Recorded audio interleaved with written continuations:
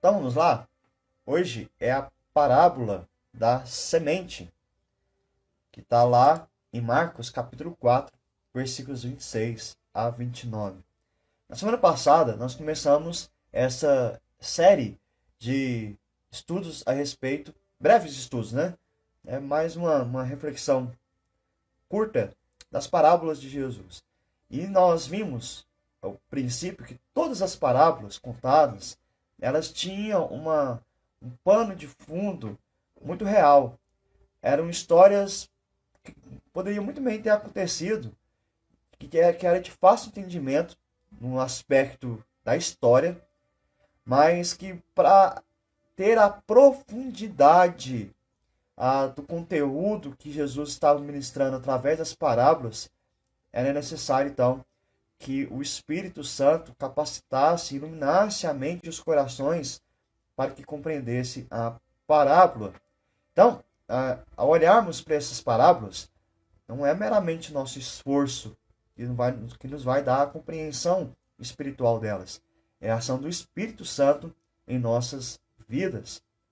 Então, o texto diz o seguinte: Jesus disse ainda: o reino de Deus é como um homem que lança semente na terra. Ele dorme e acorda, de noite e de dia, e a semente germina e cresce, sem que ele saiba como. A terra por si mesma frutifica. Primeiro aparece a planta, depois a espiga, e por fim um grão cheio na espiga.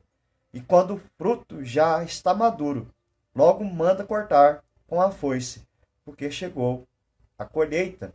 Essa parábola ela se encontra somente no Evangelho de Marcos e está no contexto que Marcos trata a respeito do reino de Deus. E a parábola vai apontar para isso. Ele tinha mencionado anteriormente, no começo do capítulo 4, a parábola do semeador, da ideia da implantação do reino de Deus por meio de Jesus Cristo, por meio da pregação do Evangelho de Jesus Cristo. E esse reino se tornaria perceptível, que ele vai dizer aqui na parábola da candeia. Depois, na parábola do grão de mostarda, que nós vemos, ele vai falar da grandiosidade do reino de Deus. Mas para o reino se tornar grande, ele precisou ser semeado. E o que ele vai mostrar aqui é que essa palavra que é semeada, ela cresce, ela expande, ela de fato vai produzir frutos. Podemos então dizer que essa parábola da semente é uma continuidade da parábola do semeador. Só que agora, a ênfase não está no tipo de solo, como nós vimos na parábola do semeador. Mas agora é aquela semente que caiu em terra boa e que ela vai produzir frutos. E aqui nesse texto, nessa parábola, Jesus não dá muitos detalhes específicos de como foi essa semeadura, como era a rotina do fazendeiro, do semeador. É uma parábola muito simples, mas assim, em três etapas: na semeadura, na germinação e na colheita. O tempo de semear em Israel era por volta do mês de outubro. E aí semeava-se a semente e aguardava-se a chuva chegar. E aqui Jesus não fala qual semente que era essa. Poderia ser trigo, cevada, centeio, qualquer uma dessas sementes que eram plantadas e que se aguardava a chuva chegar. E Jesus ele já tinha dado uma conotação a respeito do que é a semente. Na parábola do semeador, ele deixou claro que a semente é a palavra que seria anunciada. E o ministério de Jesus, ele se constituiu em semear essa palavra do reino de Deus. Ele andava de cidade em cidade, em aldeia, pregando, anunciando o evangelho do reino de Deus. A palavra, essa semente, deveria continuar a ser semeada pelos discípulos de Jesus. No caso, somos nós também. Nós não devemos desanimar quando semeamos a palavra de Deus e parece que os resultados não vêm de imediatos. Por isso Jesus conta essa parábola. Ele vai mostrar que Mesmo a semente que cai em terra boa, em coração bom, os resultados não vão vir de uma hora para outra. É como um crescer de uma planta mesmo, que você colocou a semente, você tem que aguardar o crescimento. Jesus está dizendo aqui que o reino de Deus, quando ele é implantado nos corações, nas vidas, ele vai ter um crescimento misterioso, que não é determinado por homens, que não é forçado por homens, que é um crescimento natural da palavra do reino de Deus. Aqui, por exemplo, o fazendeiro não poderia explicar como que a planta iria crescer. Mesmo que ele ficasse ansioso para que a planta crescesse logo, ele não poderia acelerar etapas. A gente sabe muito bem que hoje em dia, com a tecnologia, né, com o desenvolvimento de técnicas agrícolas, se você semeia uma semente, você pode programar uma aceleração, né, do crescimento, do desenvolvimento dessa semente. Mas mesmo assim ainda é limitado. Mas aqui o texto faz essa conotação de que o que se tem a fazer é esperar, porque dará frutos. A convicção é que uma semente semeada caia em bom solo, o coração apropriado, ela vai gerar frutos. Você terá a colheita. Por isso, nós não devemos nos aquietar. A semente vai chegar na maturação no tempo próprio. O fruto do trabalho do semeador irá aparecer. Então, você pode ter na expectativa o seguinte: puxa vida, eu prego o evangelho, eu vejo pessoas que entendem a mensagem, que começam a se relacionar com Deus, mas parece que demoram a apresentar algum resultado mais efetivo. Nós temos que ter essa paciência. Há o tempo correto para a gente ver os frutos. Então, essa palavra vai nos ensinar que o autor do crescimento, tanto físico da planta, como crescimento espiritual, é o próprio Deus.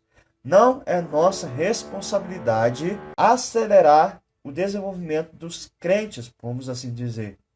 Nós temos o trabalho, por exemplo, de discipulado, que ajudamos os crentes a crescerem. Mas acelerar ou determinar o crescimento não pertence a nós. Pertence ao Senhor. Como o Senhor trabalha em cada coração. Por isso que ele vai dizer aqui, a terra por si mesma frutifica. A ideia é que da palavra é automaticamente, sem uma causa visível ou sem qualquer ajuda humana. Essa semente sabia o tempo certo dela semear, quando deveria acontecer e como. O agricultor só viu os sinais de vida nos primeiros dias, a semente desenvolvendo, saindo nos primeiros brotos, e algum tempo mais tarde ele voltava lá e olhava, já tinha uma plantinha saindo.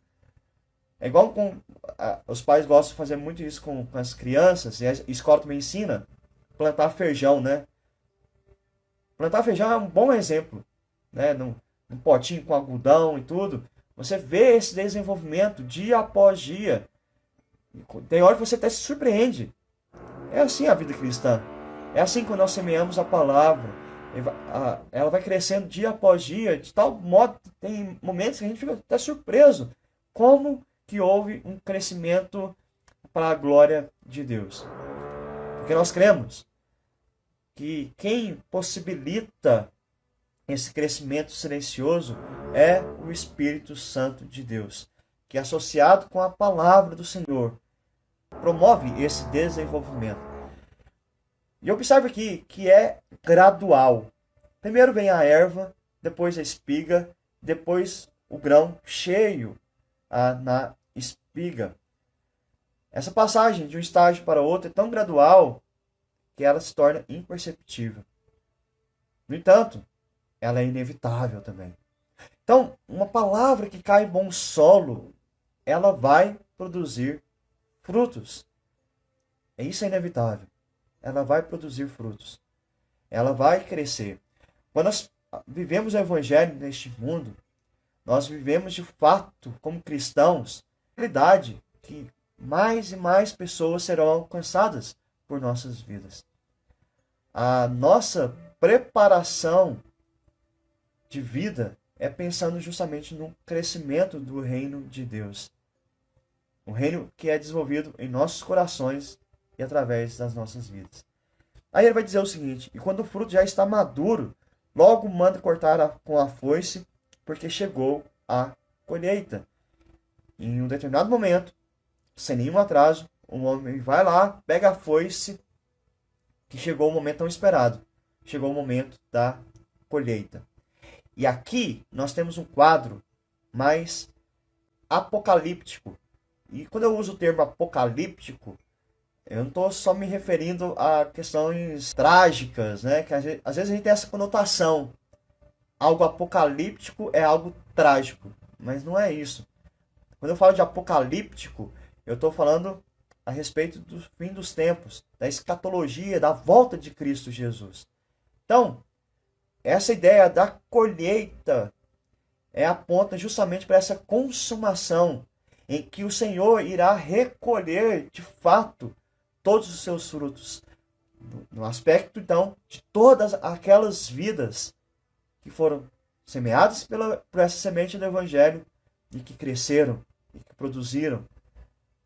Só que essa parábola vai mostrar que há um aspecto aos nossos olhos de que é algo demorado, que não é algo de imediato, mas que há o dia certo. Pode ser que nós olhamos para o mundo hoje e a gente pensa assim, mas parece que o mundo está ficando cada vez pior, parece que os crentes estão cada vez mais fracos, a igreja está cada vez mais fraca. Aguarde, aguarde que você verá o fruto do desenvolvimento do reino de Deus no tempo certo. Porque a vida, a vitória dessa semente é certa. A vitória do reino de Deus é certa. A vitória está assegurada por causa de Cristo Jesus. O grande sucesso dessa colheita é justamente porque a obra de Cristo foi perfeita, foi completa. O reino de Deus, de fato, prevalece por causa de Cristo Jesus, que morreu por nós e que venceu a morte por nós. Então, o que nós cremos é que o reino de Deus será revelado em todo o seu esplendor, e todo o olho verá esta realidade. Deus está agindo. Creia nisso. Na germinação da semente, no crescimento dela, no desenvolvimento e na maturação. O reino de Deus, ele é implantado, ele é desenvolvido e ele será consumado pelo poder de Deus. Por isso, definitivamente, não precisamos de nenhuma pressa. Todavia, quando eu digo que nós não precisamos de nenhuma pressa, eu não estou querendo dizer que nós devemos ficar acomodados. Nós devemos sair a semear e deixar o crescimento pelo Senhor. Como nas palavras do semeador, nós não sabemos quais são os solos bons para a semente cair. O nosso trabalho é semear e aguardar a colheita que virá. O reino de Deus, que foi implantado por Cristo, é desenvolvido pelo Espírito de Cristo e será consumado na obra de Cristo. Esse reino se baseia tão somente no poder de Jesus. Aquele que faz a tempestade se acalmar é o mesmo que morreu e venceu a morte. A ele pertence o reino. A ele nós pertencemos. Para concluir, eu quero fazer 3 aplicações aqui, bem práticas para nós. Primeiro, aguarde com paciência na sua vida. Tá? Às vezes a gente fica apavorado com as coisas, a gente quer apressar as coisas. A gente vive uma geração de fast food, né? Entrega rápida, internet rápida, né? Agora vai ter internet 5G, então você quer que a coisa seja mais rápida. Calma. A palavra de Deus o tempo todo fala isso. Espere. Espere. Seja paciente. Porque você verá a bondade do Senhor. Segundo, tenha confiança total no Senhor. Essa palavra aqui nos ajuda a olhar para os dias difíceis. Porque, como eu disse, parece que as coisas não estão indo. Mas preciso crer que o Senhor está no controle e podemos confiar nele. Estamos vivendo dias complicados dessa pandemia. Confie no Senhor que esse tempo é necessário para o desenvolvimento do reino de Deus. E por fim, continue a anunciar o Evangelho. Onde você estiver, fale e viva o Evangelho. Aquilo que Deus te designar para fazer, faça bem e faça até o fim. Não desista.